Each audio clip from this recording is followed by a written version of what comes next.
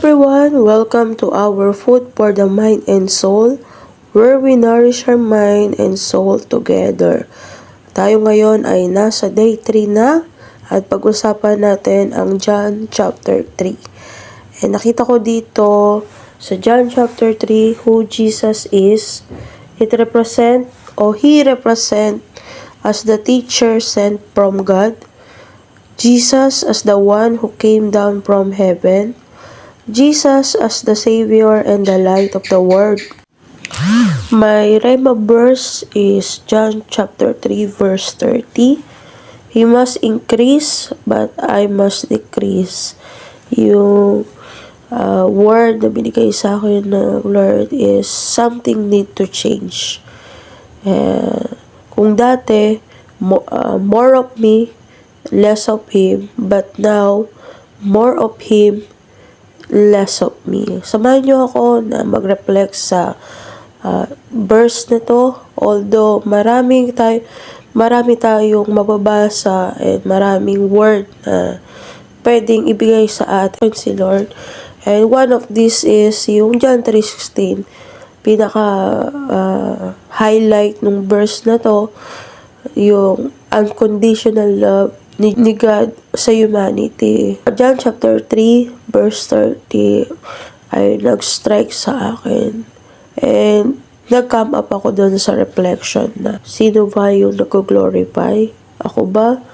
O si God na sa buhay ko? Motivation. Why I do what I do. And maaari makatulong din sa inyo na every time you do something, ito ba ay para magkaroon ng self-glorification or magkaroon si Jesus yung mag-glorify sa buhay niyo. And personal glory ba? Nandun pa rin ba ako yung focus pa rin ba sa God purpose? No? Isa rin doon is ano ba yung nag-drive sa akin to take action? Yung ma-recognize o mag-serve, no? Yung mag-desire ako to serve and glorify God. So dito, He must increase. So it means hindi tayo yung mag-increase, but si Lord yung mag-increase sa buhay natin. Pag sinabing increase, it represents the expansion of God's kingdom, the growth of faith, and the transformative power of the gospel. I must decrease is not about na tayo magkaroon ng self-diminishment, but it's all about surrender, yung ating own desire and ambition. Yung kung dati ikaw yung hari o reyna ng buhay mo, but today, no, pwede tayong mag-decide that He will be the king, no? And He will be at the center of our life o nasa trono ng ating puso. Kung dati tayo yung nasusunod o ako yung nasusunod sa buhay ko, ngayon, no, maiba naman. It's not just maiba naman, but we need to be aware that something had to be changed. Maaring nagtataka tayo kung bakit parang paulit-ulit yung sitwasyon sa buhay natin. Parang wala bang bago? I mean, nagiging paulit-ulit na lang yung mga senaryo sa buhay natin. And maybe, lagi na lang parang mahirap yung buhay sa atin. Kasi nga, kinakaya natin in our own. But, hindi natin kaya because hindi natin. There's someone above us who created us and He knows everything in us. And as motivation, itong John chapter 3 verse 30, it motivate me or us to shift our focus from self to God. No, kung dati puro sarili, but now, no, why not to try? Si God naman yung maging hari ng buhay natin, and it inspire us or me to live of selfless service, prioritizing God's glory above our own.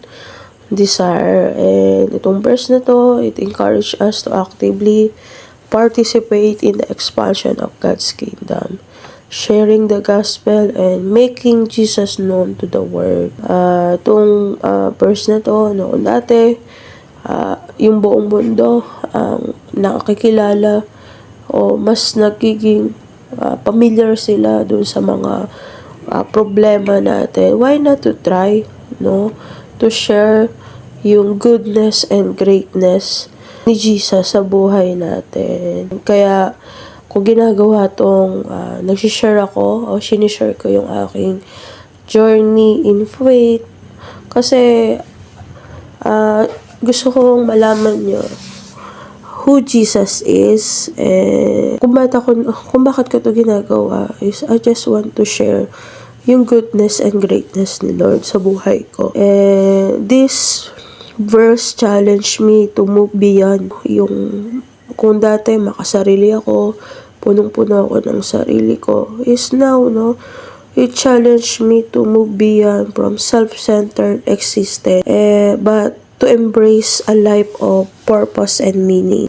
No, hindi ako yung ma-define ng mga achievement, but yung gusto ko is yung makilala nyo si Jesus sa buhay ko. So, as an application sa verse na to, number 1 is we should prioritize God's will. So, He must increase, but I must decrease. I can't, prioritize God's will.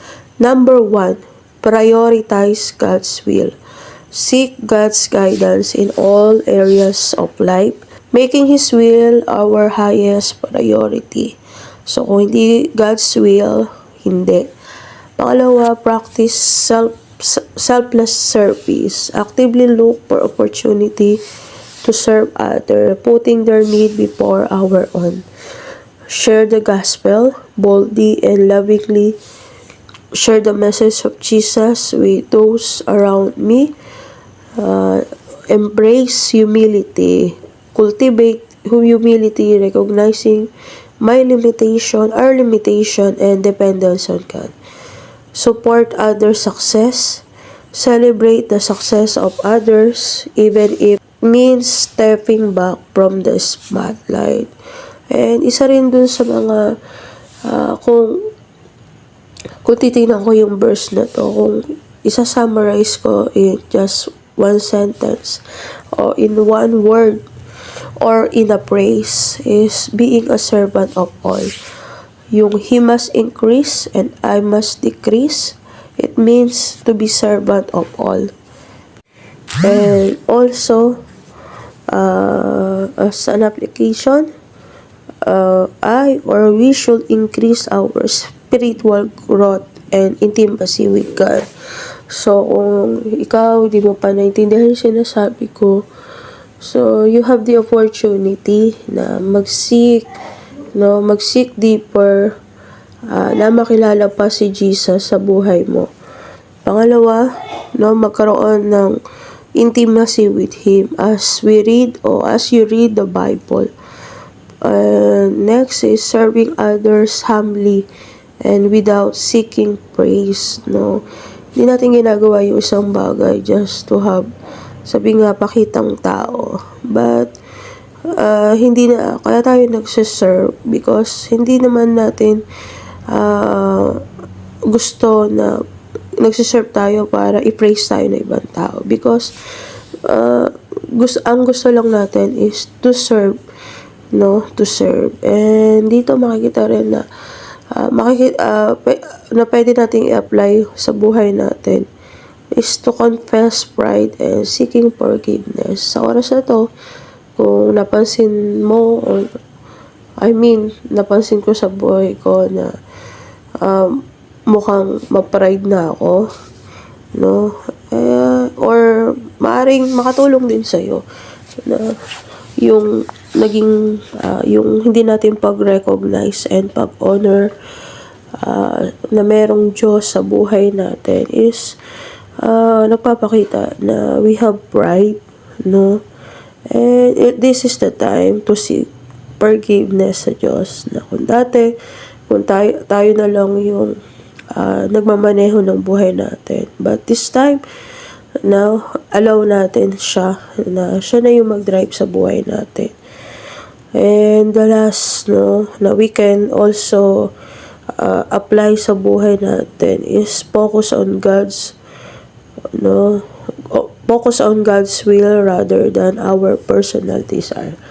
Kung dati punong-puno tayo to satisfy our desire, but now yung maging desire naman natin is mapangiti natin ang Diyos. To sum up it all, John chapter 3 verse 30, it's a powerful reminder sa akin, sa atin, that true greatness lies not in self-promotion but in self-sacrifice. So it is a call to step back and allow God to work in and through us to become instrument of His grace and love in the world. As we embrace the spirit of decrease, we open ourselves to the transformative power of God, experiencing joy and fulfillment that surpasses anything we could achieve on our own. Let us pray. O Lord, help me prioritize your glory above my own desire. Grant me the humility to decrease so that you may increase in my life and through my action. In Jesus' name, Amen.